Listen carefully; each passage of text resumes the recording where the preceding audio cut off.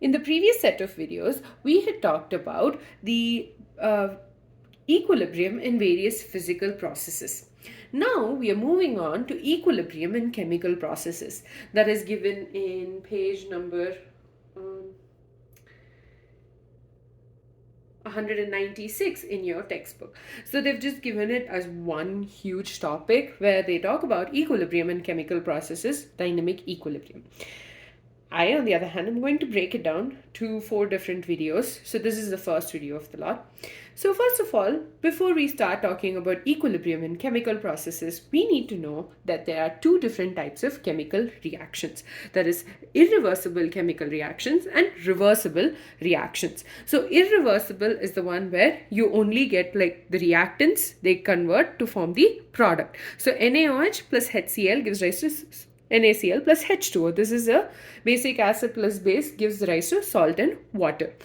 Now, in this case, in this particular reaction, sodium chloride is not going to combine with the water to give us sodium hydroxide and hydrogen and the hydrochloric acid. So that's not going to happen. We only have the formation of sodium chloride and water, which means you don't have a reversible. It's not reversible in nature, because the products are not getting converted back to the reactants. The second reaction over here we have is the combustion reaction. So methane is undergoing combustion in the presence of oxygen to give us carbon dioxide and water. The carbon dioxide and water is not going to combine to give us methane and oxygen, right? So these are irreversible reactions. So the reactions in which you only have the formation of the product and the product is not going to give us back our reactants is an irreversible reaction. And the second one is reversible reactions. So in this case, you have the reactants getting converted to form the product, and the product will get converted to form the reactant again. So nitrogen and hydrogen gives rise to ammonia. Ammonia will also get converted to give us nitrogen and hydrogen. And similarly, hydrogen and iodine gives us hydrogen iodide, which also gets converted to give back hydrogen and iodine.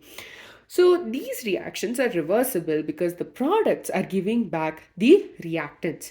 And when we are talking about equilibrium, we will only be considering reactions which are reversible in nature, because you have both the forward reaction taking place and the backward process as well taking place. So in the next couple of videos, we will be talking about first, what is equilibrium in a chemical process? What does that mean?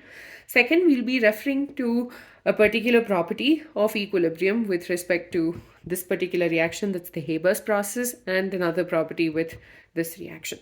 So basically, irreversible reactions are the ones in which the product does not get converted back to the reactant, whereas in a reversible reaction, you have the reactants getting converted to product, and the product will also get converted back to the reactant. Remember, the variation in terms of concentrations of the reactants and products will actually give us a better, is actually used when we manufacture various chemicals. With that, we're done with this video. In the next video, we will be talking about equilibrium in a chemical process.